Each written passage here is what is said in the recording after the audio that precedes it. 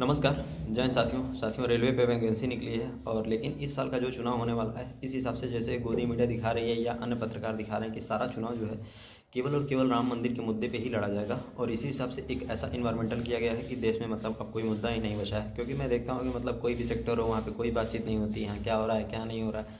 अभी रेलवे में जो है वैकेंसी निकली है और वैकेंसी मात्र 6,696 पदों पे निकली है और संख्या है वो जितने लोको पायलटों के लिए निकली है। और कई साल से वो युवा जो इंजीनियरिंग के लिए कहीं ना कहीं तैयारी कर रहे थे रेलवे में और अन्य सेक्टर्स में कर रहे थे, लेकिन जो है सरकार का इस पर कोई ध्यान नहीं दिया। तो मैं देखता हूँ कि मतलब ये सब चीज़ें कितनी इजली से सरकार जो है युवाओं को मूर्ख बना देती है या चुनाव को डाइवर्ट करने की कोशिश की जाती है। क्योंकि देश में अभी जिस हिसाब का माहौल बना है मैं देख रहा हूँ कि पूरी तरीके से जो है ऐसा लग रहा है कि सारा वोट बैंक जो है राम मंदिर पे ही शिफ्ट हो गया है। तो राम मंदिर एक अलग मुद्दा है, अब देश में बेरोजगारी एक अलग मुद्दा है। इस पर सरकार का अटेंशन कहीं ना कहीं होना चाहिए और अच्छे खासा होना चाहिए। क्योंकि सरकार ने जो है सत्ता में आने के लिए पहले ये वादा किया था कि हम जो है 2 करोड़ रोजगार प्रतिवर्ष देंगे, लेकिन इसका जो है कहीं दूर दूर तक कोई लेना देना दिखता नहीं है। बहुत सारी चीज़ें बदल जाती हैं लेकिन सरकार शायद युवाओं को ध्यान नहीं देती है। इस पर आपकी राय क्या है, कमेंट सेक्शन में जरूर बताएं। दूसरी चीज़ कि मैं देखता हूँ कि जैसे अग्निवीर योजनाएं आई या अन्य योजनाएं, सरकार या उससे जुड़े हुए लोग जो है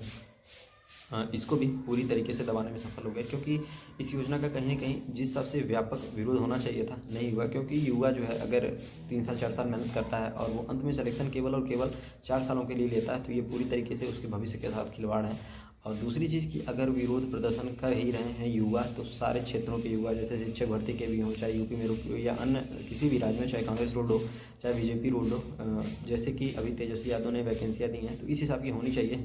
जवाब देना सरकार की मुख्य प्राथमिकता है, ये सरकार की जिम्मेदारी है और सरकार को देना ही पड़ेगा। सरकार के जब आती है सरकार तो ये सब वादा करके आती है।